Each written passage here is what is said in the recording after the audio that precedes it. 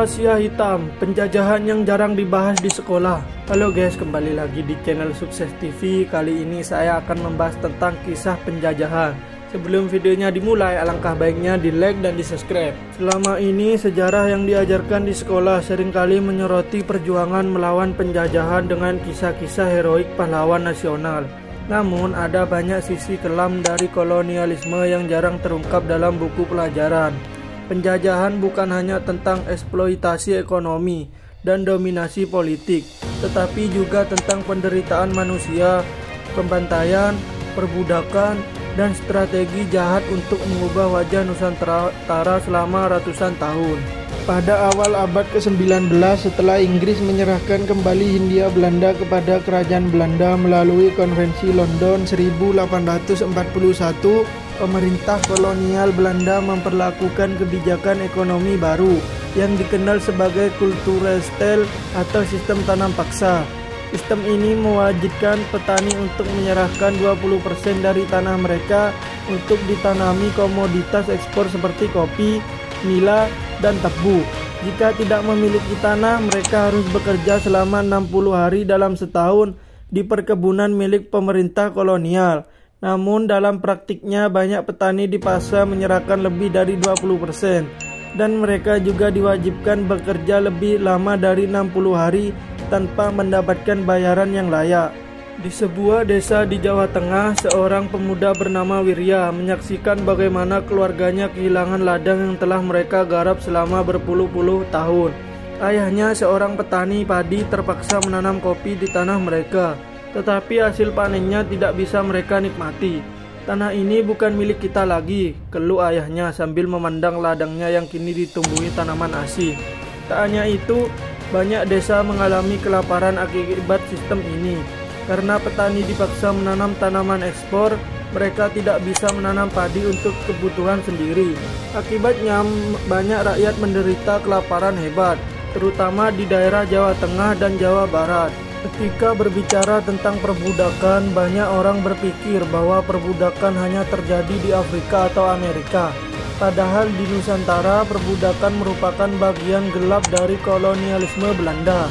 Meskipun Belanda secara resmi menghapus perbudakan pada tahun 1860, kenyataannya praktik perbudakan masih terus berlangsung secara diam-diam. Siti, seorang gadis kecil berusia 12 tahun dari Sulawesi Selatan, diculik oleh pedagang budak dan dijual kepada keluarga kaya di Batavia. Ia dipaksa bekerja tanpa upah, disiksa jika melakukan kesalahan, dan tidak diizinkan meninggalkan rumah majikannya. "Aku ingin pulang," bisiknya setiap malam sebelum tidur. Selain budak rumah tangga seperti Siti, ribuan orang lainnya dikirim ke perkebunan di Sumatera, Kalimantan, dan bahkan ke Suriname. Mereka diangkut dalam kapal yang penuh sesak, tanpa makanan yang cukup. Banyak dari mereka yang mati di perjalanan. Ironisnya, perbudakan ini justru menjadi salah satu sumber kekayaan kolonial Belanda. Tanpa tenaga kerja paksa ini, perkebunan kolonial tidak akan bisa berkembang pesat. Sejarah perjuangan melawan penjajah sering kali berakhir dengan kemenangan atau heroisme pahlawan nasional. Namun banyak kisah kelam yang berakhir dengan pembantaian massal oleh Belanda yang jarang dibahas dalam buku pelajaran. Salah satu tragedi paling kelam terjadi pada tahun 1859 dalam Perang Banjar di Kalimantan Selatan. Perlawanan rakyat Banjar yang dipimpin oleh Pangeran Antasari menghadapi serangan brutal dari pasukan Belanda. Desa-desa dibakar, wanita dan anak dibantai tanpa belas kasihan. Halim, seorang pemuda berusia 17 tahun, menyaksikan desanya hancur dalam hitungan jam. Ibunya tertembak, adik perempuannya diculik. "Kami hanya ingin mempertahankan tanah kami," teriak seorang tetua desa sebelum akhirnya ditebas oleh bayonet. Belanda tidak hanya menindas rakyat Banjar. Pembantaian serupa terjadi dalam Perang Aceh, Perang Diponegoro, dan perang-perang lainnya di berbagai daerah Nusantara. Selain eksploitasi sumber daya alam, Belanda juga menghancurkan ekonomi rakyat dengan berbagai cara. Salah satunya adalah dengan membanjiri Nusantara dengan produk impor dari Eropa, yang membuat industri lokal bangkrut. Pak Harto, seorang pengusaha batik di Pekalongan, mengalami kehancuran usahanya setelah Belanda membawa masuk tekstil murah dari Eropa. Batiknya yang dulu laris kini tidak lagi diminati karena harganya lebih mahal dibandingkan kain cetakan dari Belanda. Bagaimana kami bisa bersaing jika mereka mengatur harga, keluhnya. Selain batik, industri perkapalan di Bugis, tenun di Bali, dan berbagai usaha rakyat lainnya juga mengalami nasib serupa. Belanda sengaja menghancurkan ekonomi lokal agar rakyat Nusantara bergantung pada barang-barang impor dari Eropa.